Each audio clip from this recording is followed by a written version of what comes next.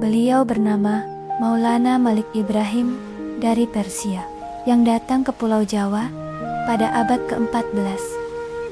Sebuah perahu kecil berlayar perlahan membawa seorang tamu yang datang dengan niat baik. Ia melangkah pelan dari perahu ke daratan, memulai perjalanan panjang yang penuh makna. Wajahnya terlihat ramah dan menenangkan, membuat siapapun merasa aman saat melihatnya.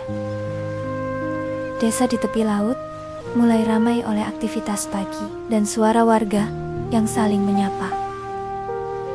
Ia berjalan di pasar sambil memperhatikan kehidupan sekitar dengan senyum yang tulus. Seorang anak kecil menatapnya dengan rasa ingin tahu yang polos dan penuh harapan. Ia membalas tatapan itu dengan senyum hangat yang membuat hati terasa dekat. Langkahnya menyusuri jalan desa yang sederhana, dikelilingi pepohonan dan rumah kayu. Langit yang cerah seolah menjadi tanda awal kisah baik yang akan tumbuh di desa itu. Ia datang ke rumah seorang warga yang sedang sakit untuk membantu dengan penuh kepedulian. Dengan sabar dan hati-hati, ia membuat obat dari tumbuhan yang ada di sekitar desa. Obat itu ia berikan dengan penuh kasih sayang. Sambil berdoa, orang itu segera sembuh. Wajah warga yang sakit perlahan berubah cerah karena merasa lebih baik dan diperhatikan. Ia menolak hadiah dengan senyum, karena baginya, menolong adalah hal yang tulus. Di sawah yang hijau, ia ikut bekerja bersama para petani, tanpa merasa berbeda. Mereka memanen padi bersama, sambil berbagi cerita dan tawa sederhana. Setiap hari, warga menyapanya dengan ramah dan penuh rasa hormat. Di bawah pohon yang rindang, ia berbagi cerita dan nasihat dengan bahasa yang mudah dipahami. Ia berbicara dengan lembut, sehingga semua orang merasa nyaman mendengarkannya. Warga mendengarkan dengan hati senang, karena kata-katanya membawa kebaikan. Saat matahari terbenam, hari pun ditutup dengan rasa syukur dan ketenangan. Sedikit demi sedikit, kebaikan yang ia ajarkan mulai tumbuh di hati masyarakat. Anak-anak meniru sikap baik itu sambil bermain dan tertawa bersama. Sebuah tempat ibadah sederhana dibangun bersama sebagai tanda kebersamaan. Suatu hari, ia harus melanjutkan perjalanannya ke tempat lain. Warga melepas kepergiannya dengan senyum, doa, dan rasa terima kasih. Walaupun ia telah pergi, kebaikan dan ajarannya tetap hidup di desa itu.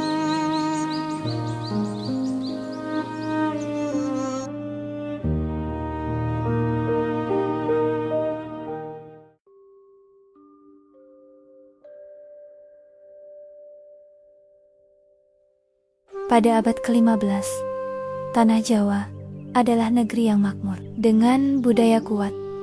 Namun, ajaran Islam belum tersebar luas. Di negeri Campa, lahirlah Raden Rahmat, putra seorang ulama bernama Ibrahim Asmarakandi. Sejak kecil, Raden Rahmat tumbuh sebagai anak yang cerdas, tekun mempelajari agama, dan dikenal berakhlak lembut. Setelah dewasa, Raden Rahmat berlayar menuju Nusantara untuk menyebarkan Islam dengan cara damai.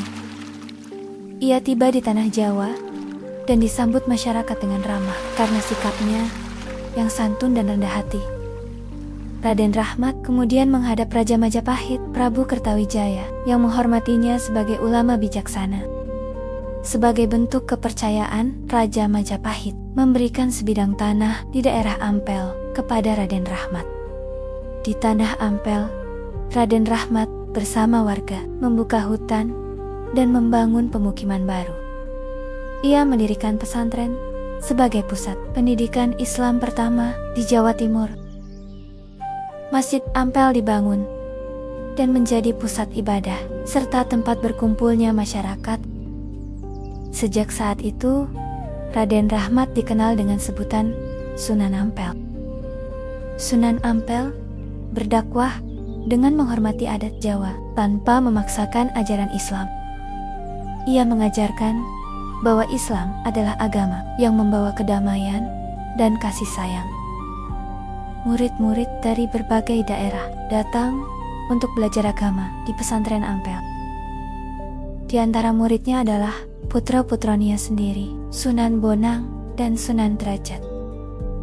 Sunan Ampel menekankan pentingnya akhlak mulia dalam kehidupan sehari-hari.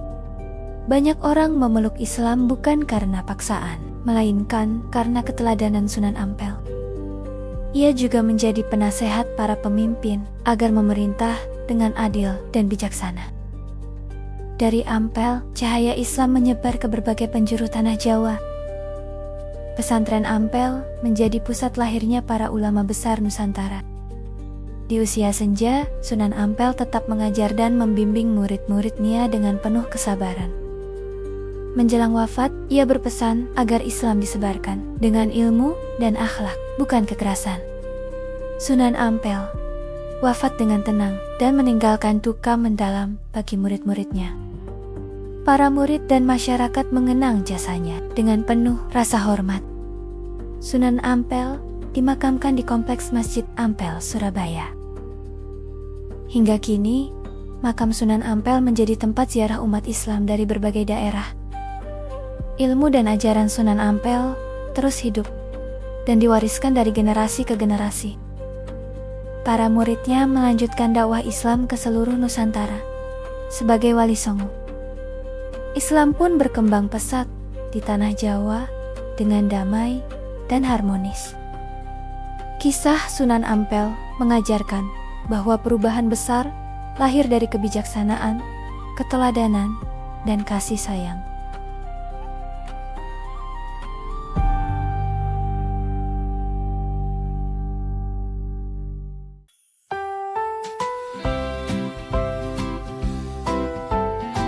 Sunan Giri lahir di wilayah pesisir Gresik pada abad ke-15. Sejak kecil, ia dikenal cerdas dan memiliki ketertarikan besar pada ilmu agama. Ia menempuh perjalanan jauh demi menuntut ilmu dan memperdalam pemahaman Islam. Sunan Giri berguru kepada Sunan Ampel di pesantren Ampel Denta. Di sana, ia tumbuh menjadi murid yang tekun, rendah hati, dan berwawasan luas. Setelah menyelesaikan pendidikannya, ia kembali ke tanah Gresik dengan tekad berdakwah. Sunan Giri memilih sebuah bukit yang kelak dikenal sebagai Giri Kedaton. Di tempat itu, ia mendirikan pesantren Giri sebagai pusat pendidikan Islam. Pesantren Giri berkembang pesat dan menarik murid dari berbagai daerah Nusantara. Sunan Giri dikenal sebagai pendidik yang lembut dan mudah dipahami oleh semua kalangan. Ia mengajarkan Islam dengan bahasa sederhana dan penuh kebijaksanaan. Dakwahnya menyatu dengan kehidupan sosial masyarakat sehari-hari. Kepada anak-anak, Sunan Giri menyampaikan ajaran melalui permainan dan keceriaan. Ia menciptakan lagu dolanan seperti Padang Bulan sebagai media dakwah. Lagu Cublak-Cublak Suweng digunakan untuk menanamkan nilai kejujuran. Gundul-Gundul Pacul mengajarkan makna amanah dan kepemimpinan. Sunan Giri juga menjadi rujukan para pemimpin dan tokoh masyarakat. Ajarannya menekankan keseimbangan antara ibadah, ilmu, dan akhlak. Pesantren Giri menjadi pusat penyebaran Islam di Jawa Timur dan sekitarnya. Dalam kesederhanaan, Sunan Giri tetap teguh memikirkan umat. Murid-muridnya kelak menyebarkan Islam ke berbagai penjuru Nusantara. Di atas Bukit Giri, Sunan Giri menatap masa depan dakwah yang akan tumbuh dari ilmu dan kebijaksanaan. Sunan Giri menanamkan ajaran Islam kepada anak-anak dengan keceriaan. Sunan Giri menyambut ketulusan warga dengan senyum dan doa. Di usia senja, ia tetap mengajar dan membimbing dengan penuh keteladanan. Sunan Giri wafat dengan meninggalkan warisan ilmu dan lagu dolanan anak. Kepergiannya ditangisi oleh murid dan masyarakat luas. Pesantren Giri tetap hidup sebagai simbol pendidikan Islam. Ia dimakamkan di kawasan Giri yang kini menjadi tempat ziarah. Lagu dolanan ciptaannya terus dinyanyikan hingga lintas generasi.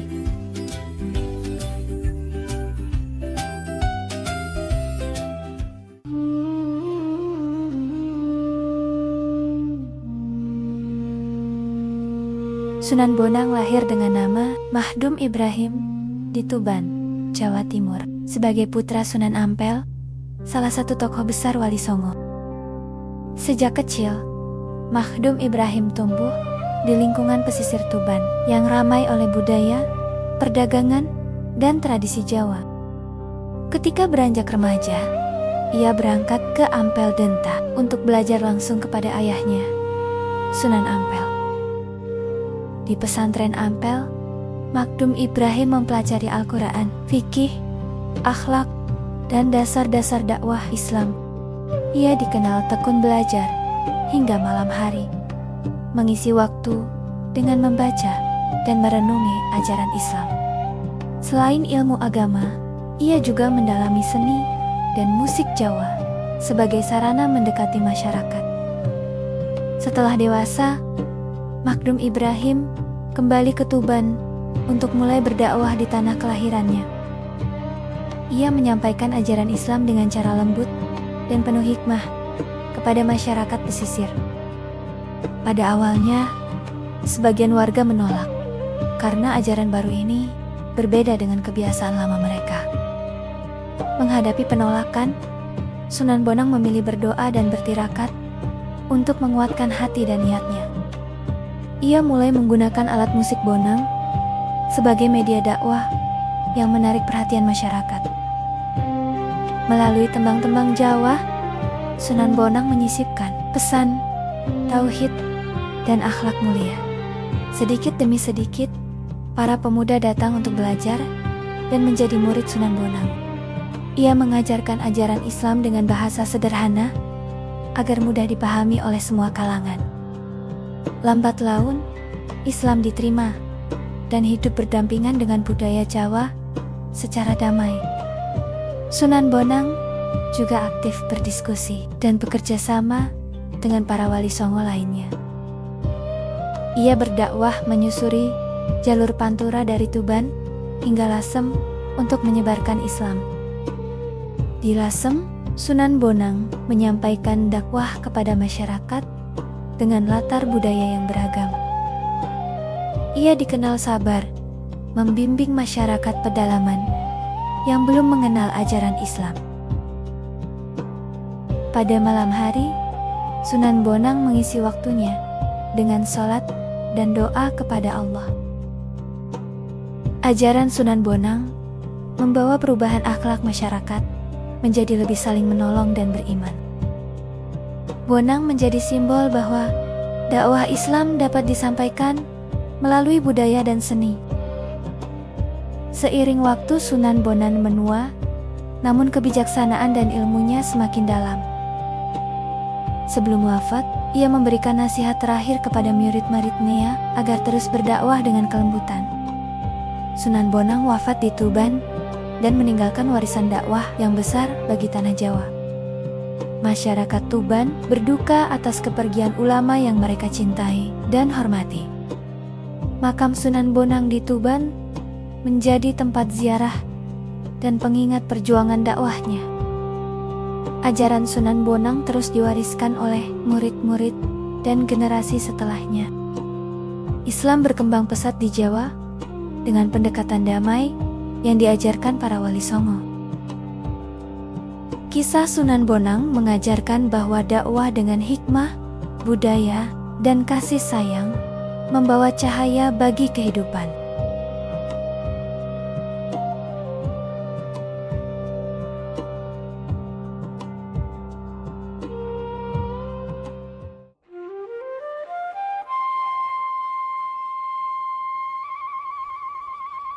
Terlahir dengan nama Raden Kasim, putra Sunan Ampel, di awal Islam di Tanah Jawa pada abad ke-15. Sejak kecil dididik langsung oleh ayahnya, Sunan Ampel, dalam ilmu agama, akhlak, dan kepedulian terhadap sesama. Di pesantren, ia tumbuh menjadi murid yang tekun, dikenal lembut hatinya dan peka terhadap penderitaan orang lain. Saat dewasa, Raden Kasim menyaksikan banyak rakyat hidup miskin, kelaparan, dan terpinggirkan di pesisir Jawa.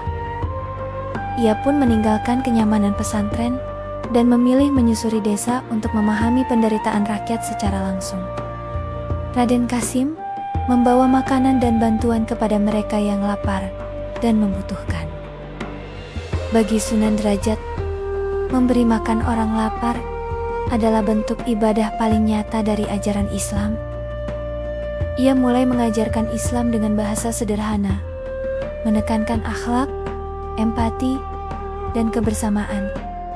Di malam hari, Sunan Derajat memperkuat langkah dakwahnya dengan doa dan perenungan kepada Allah. Bersama warga, ia membangun rumah, lumbung, dan tempat tinggal agar kehidupan mereka lebih layak. Sunan Derajat mengajarkan bahwa kekayaan tidak bermakna tanpa kepedulian kepada sesama manusia. Ia dikenal sebagai pendengar yang sabar, selalu memberi solusi dengan hati. Melalui Pepali Pitu atau ajaran moral, Sunan Derajat menanamkan nilai sosial dalam kehidupan sehari-hari. Ajarannya terkenal dengan prinsip Menehono teken marang wong kang wuta dan menehono mangan marang wong kang luwe. Perlahan, desa-desa yang dulu miskin berubah menjadi lebih sejahtera berkat ajaran dan keteladanan Sunan Derajat. Para pemimpin lokal mulai menghormatinya sebagai ulama yang membawa perubahan nyata bagi masyarakat. Sunan Derajat mempersatukan masyarakat tanpa memandang status. Kaya dan miskin berdiri sejajar dalam ibadah. Dakwahnya melahirkan generasi yang peduli pendidikan, kerja keras, dan keadilan sosial. Di usia lanjut, Sunan Derajat tetap mengajar dengan ketenangan dan kesederhanaan. Ia berpesan kepada murid-muridnya agar Islam selalu hadir sebagai rahmat bagi seluruh manusia. Di senja hidupnya, Sunan Derajat menyaksikan desa yang dulu menderita, kini hidup dengan harapan. Saat sakit, para murid setia menemaninya dengan penuh hormat dan cinta. Pesan terakhir Sunan Derajat adalah agar manusia tidak hidup hanya untuk dirinya sendiri. Sunan Derajat wafat dengan tenang, meninggalkan warisan nilai kemanusiaan yang mendalam. Seluruh rakyat merasakan kehilangan atas wafatnya sang pelayan umat. Ia dimakamkan di Paciran, Lamongan, tempat dakwahnya berkembang.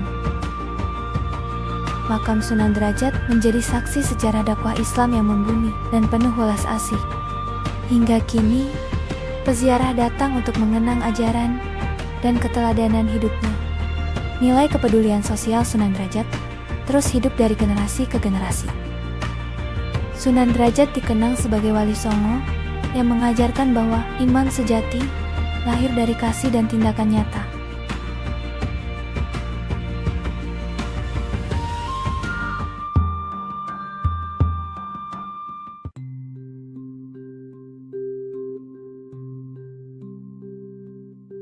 Di sebuah desa di tanah Jawa, lahirlah seorang anak yang kelak dikenal sebagai Sunan Kalijaga. Saat muda, ia dikenal sebagai Raden Mas Said, putra bangsawan yang cerdas namun gelisah. Ia menyaksikan rakyat kecil menderita karena ketidakadilan penguasa. Di bawah cahaya bulan, hatinya dipenuhi pergulatan antara taat dan memberontak. Akhirnya, ia meninggalkan kehidupan bangsawan demi mencari jalan kebenaran. Ia menjelma menjadi Beranda Lokajaya, sosok perampok yang ditakuti, namun berhati lembut. Harta orang kaya ia ambil bukan untuk diri sendiri, melainkan untuk menolong kaum miskin. Di balik bayangan malam, ia membagikan hasil rampasannya kepada rakyat yang membutuhkan. Suatu hari, pertemuannya dengan Sunan Bonang mengubah arah hidupnya. tongkat yang ditancapkan di tepi sungai menjadi awal perjalanan spiritualnya. Ia menunggu dengan sabar bertahun-tahun hingga hatinya benar-benar luluh. Dalam sujud tobatnya, ia menemukan cahaya hidayah yang menenangkan jiwa. Ia pun berguru kepada Sunan Bonang untuk mendalami ilmu agama dan kebijaksanaan. Sebagai Sunan Kalijaga, ia mengembara menyusuri desa-desa di tanah Jawa. Ia berdakwah melalui wayang kulit agar ajaran Islam mudah diterima rakyat. Di balik bayangan wayang, ia menyisipkan nilai tauhid dan ajaran akhlak mulia. Seni dan budaya, ia jadikan jembatan untuk menyentuh hati masyarakat. Melalui karawitan dan gamelan, ia mengajarkan harmoni hidup dalam irama yang lembut. Bersama para wali songo, ia merumuskan strategi dakwah yang bijaksana dan membumi. Ia turut berperan dalam pembangunan Masjid Agung Demak sebagai pusat syiar Islam. Dari serpihan kayu, lahirlah Soko Tatal, simbol persatuan dalam keberagaman. Dengan pakaian sederhana, ia mengajarkan Islam tanpa paksaan dan tanpa jarak. Ia merangkul perbedaan dengan sikap toleran dan penuh kasih. Di usia senja, wajahnya tetap teduh memancarkan kebijaksanaan. Ia menyampaikan pesan terakhir agar umat hidup dalam keseimbangan dan keikhlasan. Dengan tenang, ia berpulang, meninggalkan dunia dalam damai. Makamnya menjadi tempat orang-orang mencari ketenangan. Para peziarah datang mengenang perjuangannya dengan penuh hormat. Warisan budayanya tetap hidup dalam wayang, gamelan, dan tradisi Jawa. Namanya abadi sebagai Sunan Kalijaga, ulama yang menjadikan budaya sebagai jalan dakwah.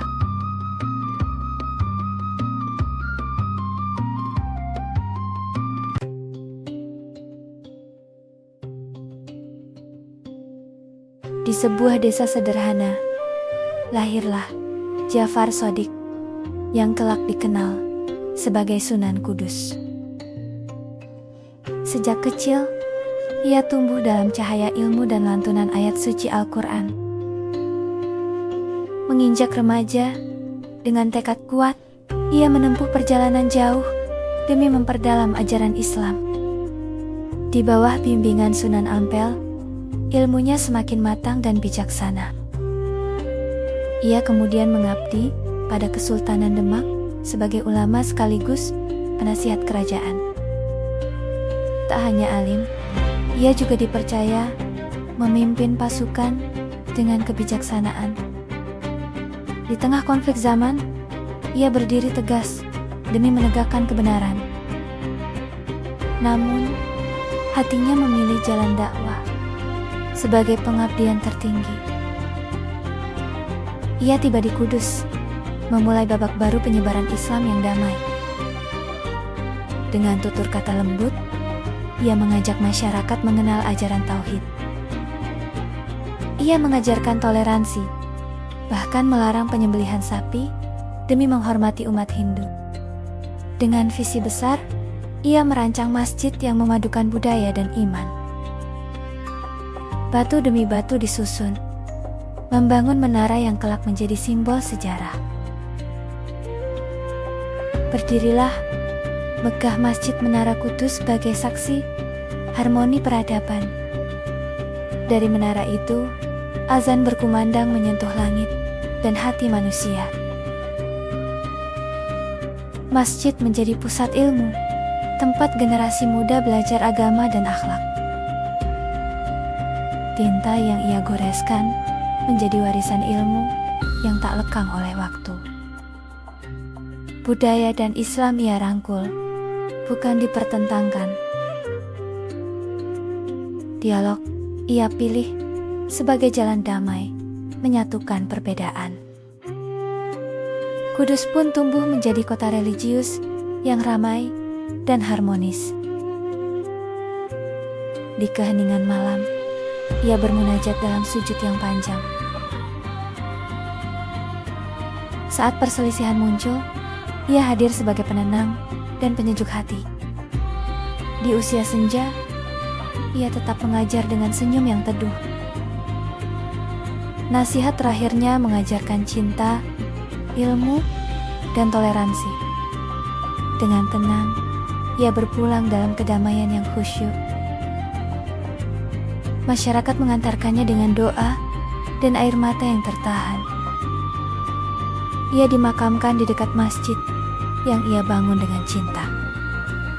Peziarah mulai berdatangan, mengenang perjuangan dan keteladanannya. Generasi demi generasi terus belajar dari warisan hikmahnya. Dan hingga hari ini, Sunan Kudus tetap menjadi simbol toleransi dan kebijaksanaan di tanah Jawa.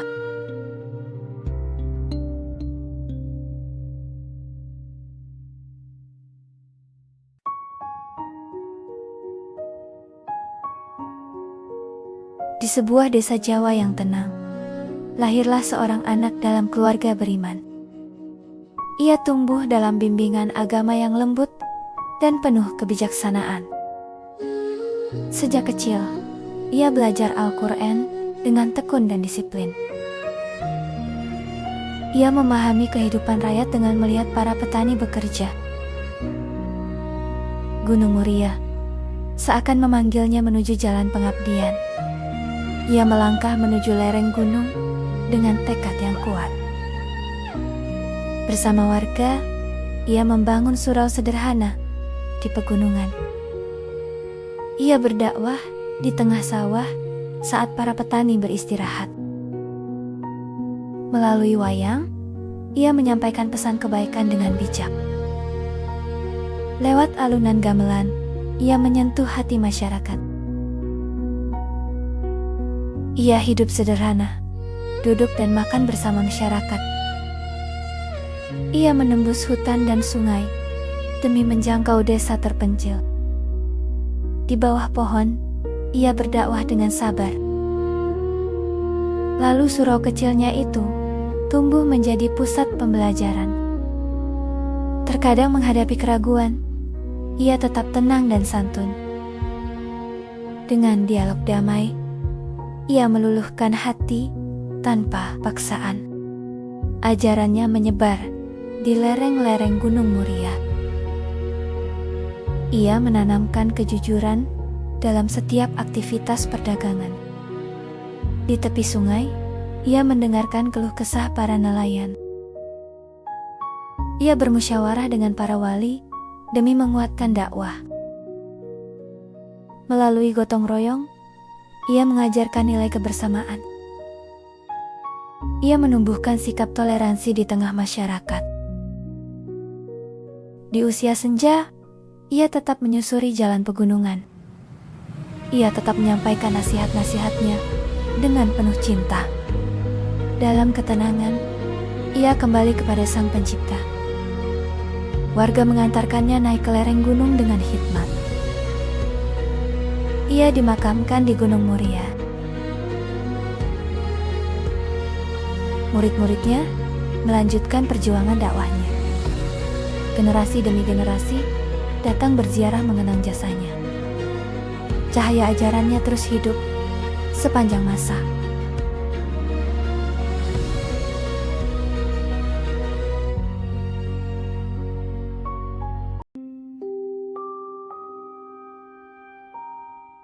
Pada abad ke-15, lahirlah Syarif Hidayatullah di tanah Cirebon, seorang anak yang kelak dikenal sebagai Sunan Gunung Jati.